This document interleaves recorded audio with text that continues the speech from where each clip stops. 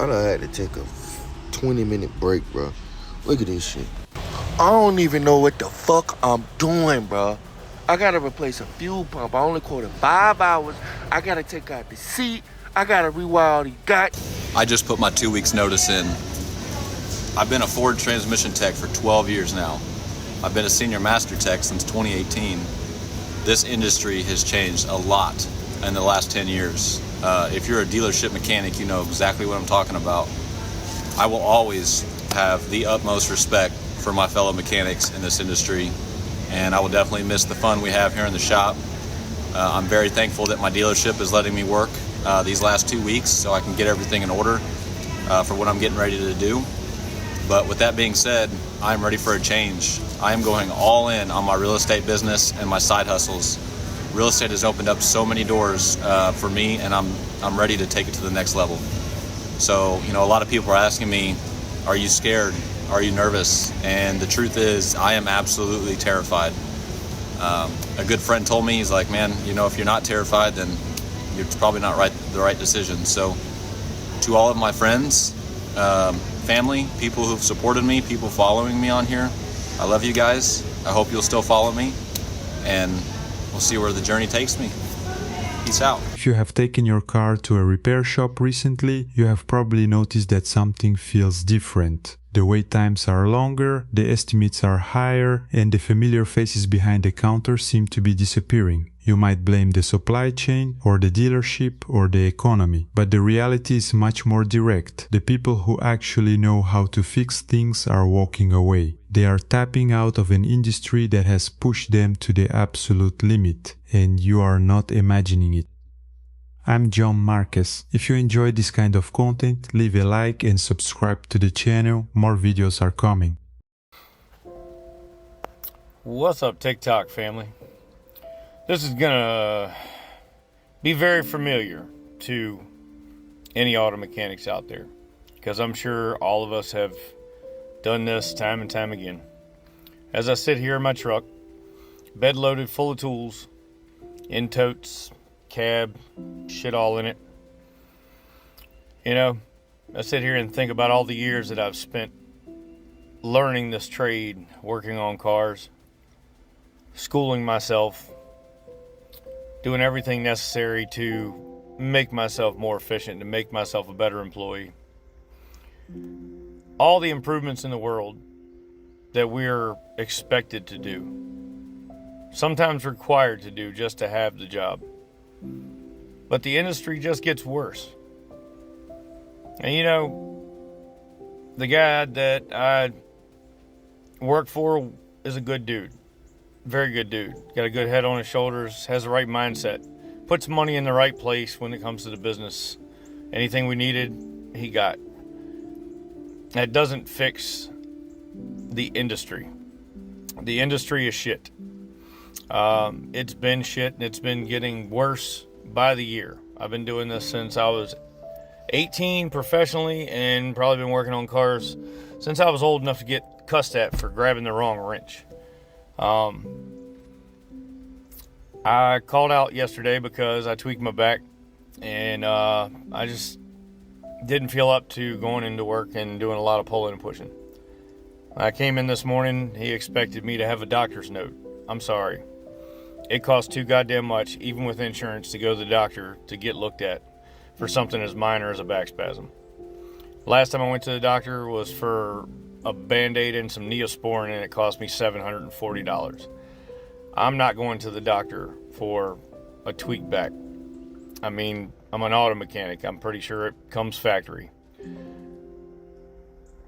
I don't regret going back into this because I am very good at what I do, and I can say that with my whole chest because I can fix anything.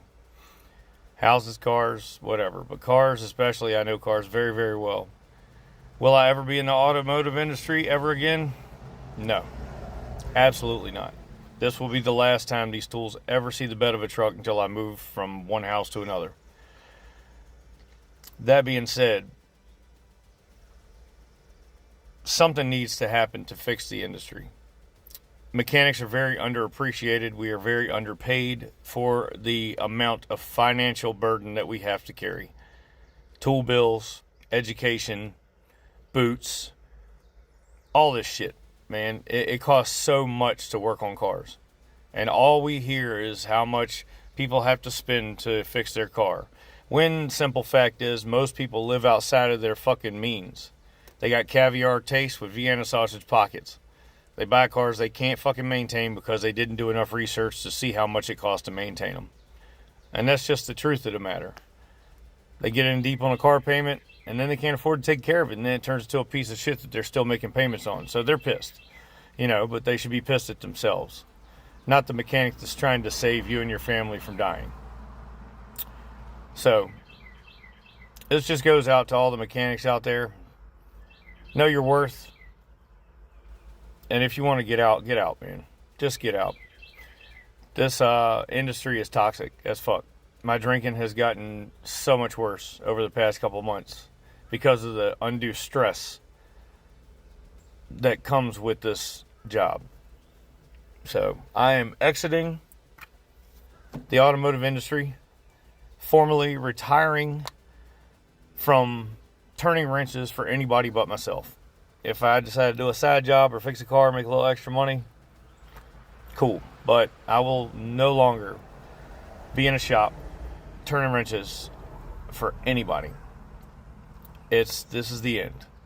And I said that when I first started this job. If this didn't work out, then I was gone. My poor wife has had to deal with the fallout, and she didn't even bat an eye when I told her I quit. He asked me for a doctor's note. I said I don't have one and I'm not getting one. And he said, well, you can't work. I said, well, then I guess this is it. And I went to Home Depot, got some totes, unloaded the toolbox because he purchased the toolbox and I agreed to pay for it over a period of 2 years, and it's not paid for, so it's not mine. My toolbox is here at my house. So, like I said, very good guy. I have nothing bad to say about him, man. As a man, he's a good person. I asked him when he first hired me, why did you decide to open an auto shop? Because I know the headache that this business brings, and we literally get paid to give people bad news. It's not a fun industry to work in. I mean, I've had my fun working on muscle cars and building people's stuff and fixing cars for people that were super appreciative. Keeping old ladies on the road, to get to church and the grocery store. But the everyday life of a mechanic is miserable as fuck. We lose more skin than we can count. Get burned on a repeated basis. Smash your fucking fingers. Have to deal with people's stinking ass cars with shit that you don't even want to know. The kind of things that I've found between seats, under seats, and glove boxes. Nobody thinks about that. COVID came around, everybody was like, yeah, you're an essential employee. We were in the line of fire, direct line of fire. Nobody gave a shit. But it is what it is.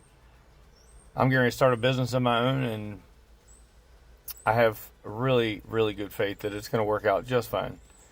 So, anybody out there, any mechanics out there, if you feel like you need... Today, I am quitting my job. It's kind of unfortunate, really, because I actually have enjoyed working at this place. I get the pleasure of working on heavy-duty industrial equipment every single day. However, an opportunity came up that I just cannot pass up. For years, I've been working for a long time trying to get better at all things automotive.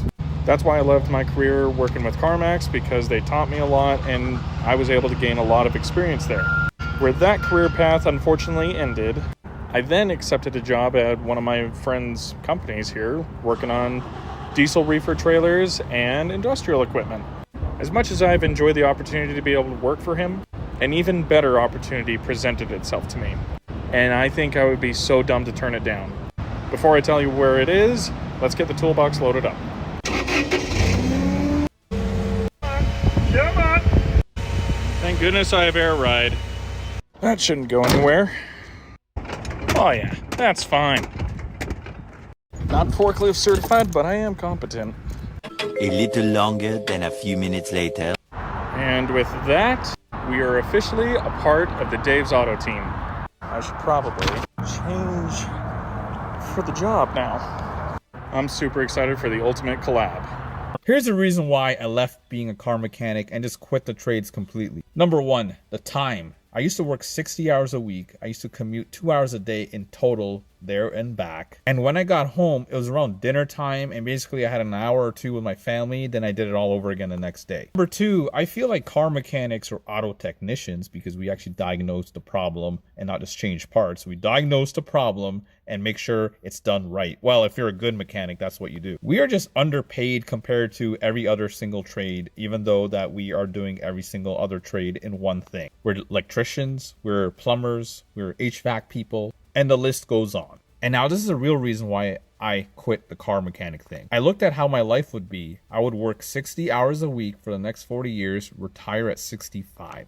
I was just like, there must be more to this. There better be more to life than just working your butt off until you're 65. And this is why I learned another high income skill set where I don't have to trade my time for money anymore. Consider what it takes to become a senior master technician in America today. You do not just walk off the street and start rebuilding a modern transmission. It takes years of specialized training.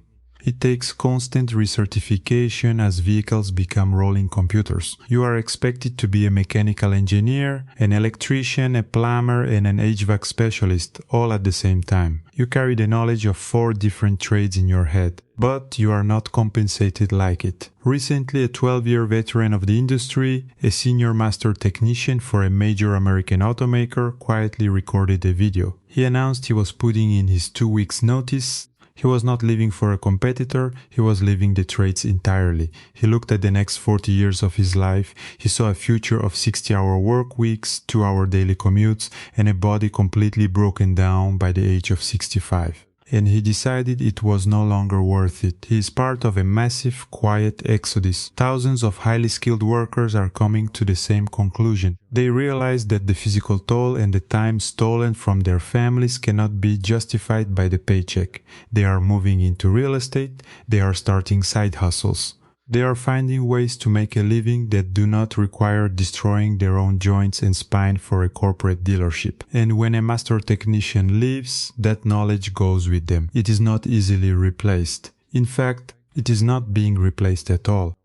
But to truly understand why this is happening, you have to look at the financial trap built into the profession. Most people assume that when you get a job at a mechanic shop or a dealership, the company provides the equipment. That is not how this industry works. Mechanics are required to buy their own tools. And these are not cheap wrenches from a hardware store. We are talking about specialized diagnostic scanners, heavy-duty impact drivers, and custom toolboxes that cost more than a reliable used car. It is entirely normal for a working-class mechanic to carry $30,000 to $50,000 in personal tool debt. They buy these tools off trucks that visit the shop weekly, often financing them at high interest rates. It is essentially a pay-to-play system. You go into massive debt just for the privilege of doing your job. Another mechanic recently documented his final day. He had to pack his life into plastic totes from Home Depot. Why? Because the massive professional toolbox he used was being financed through his boss. When he decided to quit, the box stayed behind. The tools came home in cheap plastic bins. He had been turning wrenches since he was 18. He was an essential worker in 2020. But years later, he is walking away with nothing but the debt and the physical damage.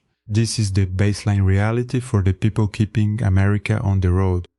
And then there is the other side of the garage door. The American consumer is drowning, grocery prices are up, housing is unaffordable, the cost of living is pushing families to the brink. When a car breaks down today, it is not just an inconvenience. It is a financial emergency, and this creates a devastating collision at the service counter. People are driving cars they cannot afford to maintain. They take on massive monthly payments for luxury or modern vehicles without realizing the immense cost of replacing a sensor or a computerized module. As one mechanic put it, people have caviar taste with Vienna sausage pockets. When the car inevitably breaks, the repair bill hits them like a physical blow. They do not have an extra $1,000 lying around. So who takes the brunt of that panic? Not the bankers who finance the car. not the engineers who designed it to be difficult to fix. The anger is directed entirely at the mechanic. The guy in the greasy shirt who is just trying to diagnose a failing brake system becomes the target of all that middle-class anxiety. Mechanics are essentially paid to deliver bad news to people who are already financially exhausted, and absorbing that anger day after day changes a person. It creates an incredibly toxic environment that drives good people straight out the door.